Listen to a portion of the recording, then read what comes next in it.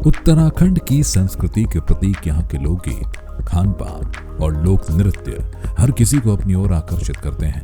अलग अलग परिधानों के साथ अलग अलग भाषाओं के गीतों पर विभिन्न नृत्य हमारी संस्कृति की धरोहर हैं। लेकिन खाली होते पहाड़ी गांवों के लोकगीत खामोश होते जा रहे हैं और नई पीढ़ी अपने पुराने लोकगीतों और लोक नृत्यों से दूर होती जा रही है। यही वजह है कि आज की पीढ़ी को लोक संस्कृति से जोड़ने के लिए चारधाम अस्पताल के निदेशक, राज्य के वरिष्ठ चिकित्सक डॉक्टर के.पी. जोशी की ओर से विलुप्त हो रही हस्तशिल्प और लोक कलाओं के संरक्षण और संवर्धन के लिए उत्तराखंड के लोक कलाकारों के सम्मान के लिए आयोजित किए जाने वाला उत्तराखंड लोक विरासत कार्यक्रम का आयोजन किया गया।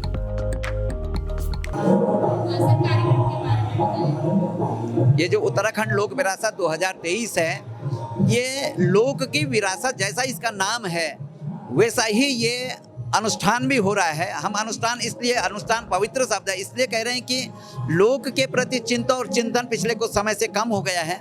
ये बहुत अद्भुत, जिसमें आपको सारी कलाएं एक मंच पर एक साथ दिख रही हैं। वो कलाकार हैं जो ग्रामीण अंचल में अपनी कला में रमे हुए हैं, उनके लिए बड़े मंच उपलब्ध नहीं है। उत्तराखंड लोक विरासत ट्रस्ट ने उनको ये मंच दिया।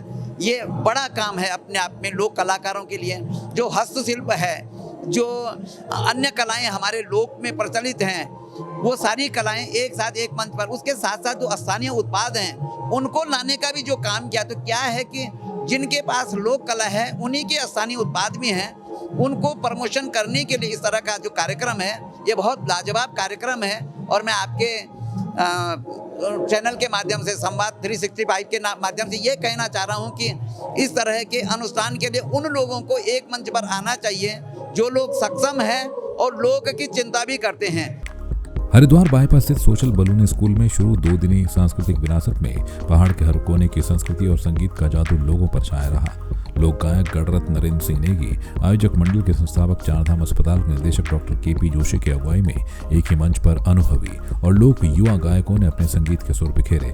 इस दौरान लोक गायक नरेंद्र सिंह नेगी, किशन महिपाल, मीणा राणा, ओम बधानी, प्रहलाद मेहरा, रजनीकांत सेमवाल, सौरव मैठानी, अंजलि खरे समेत अनेक लोक गायकों ने अपनी शानदार प्रस्तुति से समा बांधा। पहाड़ी वेशभूषा का फैशन शो लारा लत्ता गहना पत्ता ने नीतीमाणा से लेकर धारचूला पिथौरागढ़ की ठेठ संस्कृति की ओर युवा संस्कृति प्रेमियों का ध्यान खींचा।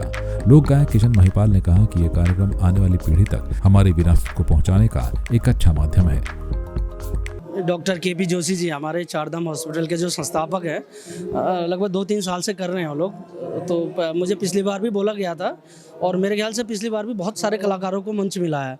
तो मंच तो खैर मिलता रहता है, लेकिन एक अपना संस्कृति के लिए जो ये लोग कर रहे हैं अपने जेब से पैसा लगा के, मतलब जो चीज़ गवर्नमेंट को करना चाहिए था वो चीज़ यहाँ के आम पब्लिक कर रही है।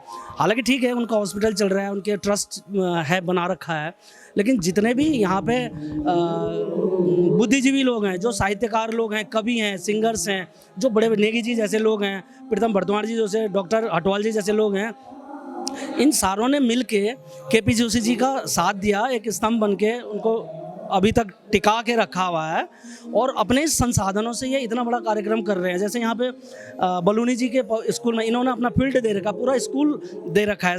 कल आज सैटरडे और कल संडे 2 दिन जो है यहाँ पे क्लासें भी नहीं चली है कुछ।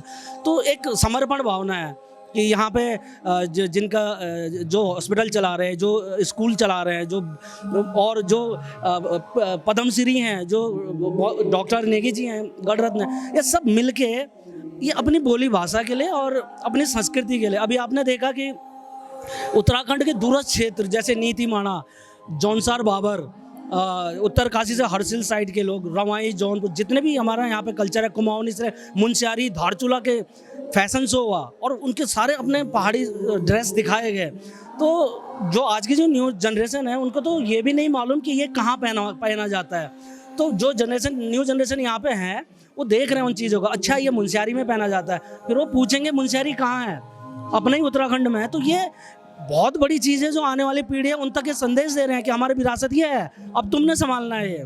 तो बहुत अच्छा लगा और इस तरह के कार्यक्रम होने चाहिए। उत्तराखंड लोक विरासत का मकसद पहाड़ों की हस्तशिल्प और हुनर को उचित प्लेटफॉर्म देना है। कार्यक्रम में आए लोक कलाकारों ने इस पहल की जमकर सराहना की और राज्य की संस्कृति को आगे बढ़ाने के लिए इस तरह के आयोजनों को होना बेहद जरूरी बताया। उत्तराखंड लोक विरासत एक ऐसी मैं ये कह सकता हूँ एक ऐसी नींव है जो नए पुराने जो विलुप्त हो रही हमारी संस्कृति है उसको आगे लेके आ रही है। और बड़ी बात यह है कि हमारे यहाँ पे देहरादून में विरासत बहुत होते हैं, लेकिन ये पहला विरासत है जिसमें कि हमें सिर्फ उत्तराखंड की संस्कृति को देखने के लिए, उत्तराखंड की जो संस्कृति है, परंपरा है, उत्तराखंड के जो विलुप्त हो रही गीत हैं, चांचड़ी, जोड़ा और जो छोपती, ये जो नृत्य है आपको यहीं मिलेगा, और जगह आपको नहीं मिल सकता। विरासत एक और भी होता है, लेकिन उसमें सिर्फ उत्तराखंड से नहीं, बाहर के लोगों को ज़्यादा तवज्जो दी जाती है।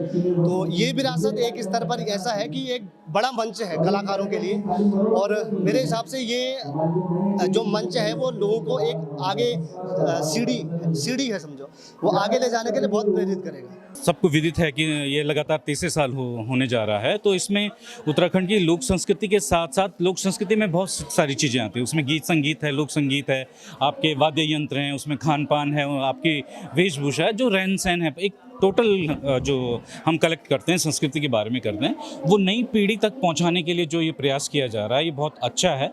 और इससे हमारी नई जो पीढ़ी है वो रूबरू होगी, और उसको वो फिर उनका कार्य है कि उसको देश विदेश तक वो कैसे पहुंचाते हैं, ये उनके कंधों पे होगा। उत्तराखंड की स्वर कोकिला मीणा राणा ने कार्यक्रम में सभी को अपनी आवाज से मंत्रमुग्ध कर दिया। इस दौरान उनके गीतों पर उत्तराखंड के लोग विरासत में पहुंचे और सभी ने जमकर डांस किया। लोक गायिका मीणा राणा ने कार्यक्रम की सराहना करते हुए कहा कि उत्तराखंड की संस्कृति इस तरह के कार्यक्रमों की वजह से जीवित है। हमारे उत्तराखंड में इस तरह के कार्यक्रम ज़रूर होने चाहिए। ये जो अपनी लोक संस्कृति, हमारी लोक विरासत है, इन्हीं कार्यक्रमों के साथ जुड़ी हुई है और इन्हीं कार्यक्रमों की वजह से जीवित भी है।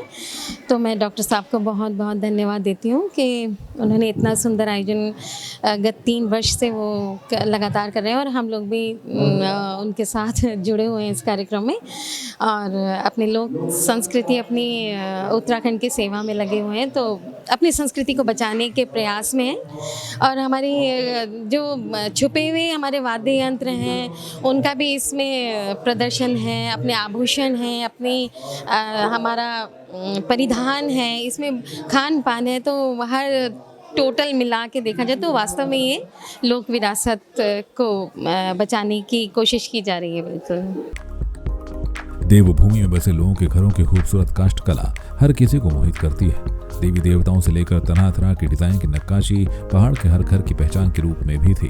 देवभूमि की पहचान काष्ठ कला को जीवित रखने और नई पीढ़ी को कला से रूबरू कराने के लिए उत्तराखंड में काष्ठ कला के भी स्टॉल लगाए गए। इस दौरान दर्शन लाल ने कहा कि सरकार को इस ओर ध्यान देने की जरूरत है। साथ ही उन्होंने कहा कि नई पीढ़ी तक इस कला को पहुंचाने के लिए गाँव में ट्रेनिंग सेंटर खोलने की जरूरत है। इसके अलावा काष्ठकार धर्मलाल ने बताया कि लकड़ी से बने सामान को बाजार देने के लिए सरकार को मदद करनी चाहिए, जिससे कोई भी युवा बेरोजगार नहीं होगा और गांव से पलायन रुकेगा। जी, ये मेरा पारंपरिक व्यवसाय है। मेरे पूर्वज इसी काम को करते थे और हमारा व्यवसाय ही है, मेरा पारंपरिक व्यवसाय है। कला अब धीरे धीरे विलुप्त होती जा रही है। इसका मेन कारण क्या है कि नए लड़के इसको सीख नहीं रहे हैं। हम तक तो ठीक है, जैसे पहाड़ों में पुराने मकान खोली तिवारी बनते थे, पत्थर की चिनाई होती थी, तो आने वाले कुछ टाइम बाद ना तो पत्थर चिनाई का मिस्त्री मिलेगा, ना ही पठाल साहब मकान बनाने वाला मिलेगा।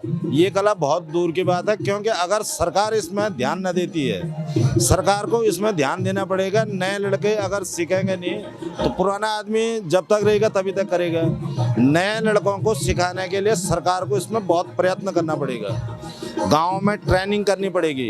ये काष्ठ कला के जो है हमारे जो है कि रामायण वाले, तो ये पुरानी इतिहास हमारे गांव हमारे पहाड़ की है, ये पहाड़ की संस्कृति हमारी है। तो अब जो है कि हम बनाने वाले तो बनाते हैं, बच्चे लोग सीखने के लिए तैयार हैं, पर इसका में जो है कि मैंने आगे के लिए जो है कि मैंने बिक्री का कोई सुझाव नहीं है। अगर गवर्नमेंट इसको बिक्री करे तो पीछे के जो बेरोजगार बच्चे हैं वो उसको सीख सकते हैं और अब रोजगार चला सकते हैं। उत्तराखंड लोक विरासत में कुमाऊं की पारंपरिक लोक कला ऐपण कला के साथ पेंटिंग विधा का मिश्रण भी देखने को मिला। जया वर्मा ने खूबसूरत कल्पनाओं को लीफ और कैनवास पर उतारकर जीवंत किया है। मैं जय वर्मा उत्तराखंड में पिथौरागढ़ के डीडी हाट से आई हुई हूँ और मैं यहाँ पर स्टॉल जो मैंने लगाई हुई है यहाँ पर लीफ आर्ट, मेरा यहाँ पर पर्सनली लीफ आर्ट का वर्क है, तो लीफ आर्ट सबसे ज़्यादा आपको देखने को मिलेगा। इसके अलावा एपण में भी हमने फोक आर्ट, एपण के अलावा भी हमने और फोक आर्ट लिए हैं, जैसे मिथिला आर्ट भी हमने बनाई है, बाली आर्ट भी बनाई है और उसके बाद हमने स्ट्रॉ पेंटिंग भी बनाई हुई है, wheat straw and next embroidery से भी हमने बनाई है और अदर भी होंगे अभी कीचेन वगैरह। नई पीढ़ी को अपनी कला संस्कृति की समझ हो, इसके लिए उत्तराखंड लोक विरासत में उत्तराखंड के परंपरागत वस्त्र आभूषणों के स्टॉल भी लगाए गए थे। उत्तराखंड प्रधान स्टोर में गढ़वाली, कुमाऊनी, जौनसारी के आभूषण देखने को मिले। और आज हमें यहाँ पर बुलाया गया है लोक विरासत के द्वारा, हम बहुत बहुत धन्यवाद करते हैं और अच्छा रिस्पॉन्स है। अभी भी ये लगता है कि मतलब उत्तराखंड का जो जितना भी पारंपरिक आभूषण है लोग उसकी तरफ बढ़ रहे हैं और बहुत तेज़ी से ये चल रहा है। वो एक्चुअली क्या है, पिछौड़ जो है हमारे एक टिपिकल कुमाऊं क्षेत्र में पहना जाता है और कुमाऊं जब पिछौड़ हम लगाते हैं अपनी स्टॉल में जब डिस्प्ले करते हैं तो वो खूब रंगयाली टाइप का लगता है, तो ऐसा लगता है कि ये कुमाऊं का पिछौड़। बट हमारे पास गढ़वाल के, कुमाऊं के, जौनसार के हर तरह की नथें हैं, हर तरह के आभूषण हैं, सभी चीज़ हमारे पास अवेलेबल है। बिल्कुल नहीं, मैं पूरे ऑल ओवर इंडिया में, पूरे भारत में हम लोग स्टॉल लगाते हैं जहाँ भी उत्तराखंड के कार्यक्रम होते हैं। इस लोक विरासत में एक कार्यक्रम हमें ये देखने को मिला, आज इसकी शुरुआत ही पारंपरिक वेशभूषा से हुई। भाई जितने भी यहाँ कार्यकर्ता हैं, जितने भी यहाँ पर सदस्य हैं, जितने भी पदाधिकारी हैं, सब लोग लारा लत्ता अपना, जितने भी जो हमारी धोती, कुर्ता, पजामी, अंगड़ी, जहाँ भी जो जिस क्षेत्र से संबंधित है, सभी ने अपने ड्रेस में यहाँ पर पहन के आए। ये सबसे अच्छा देखने को मिला। पहाड़ी उत्पादों के साथ ही पहाड़ी फूड कॉर्नर के स्टॉल पर लोगों की भीड़ दिन भर जुटी रही। फूड कॉर्नर में मंडवे के मोमो समेत अन्य पकवानों के लिए लोगों की भीड़ जुटी रही। वहीं पहाड़ी दालों में मसूर, लोबिया, सोयाबीन, उड़द, राजमा की खूब खरीद हुई। देहरादून से समाज 365 के लिए संजय के साथ दीक्षा गौतम की रिपोर्ट।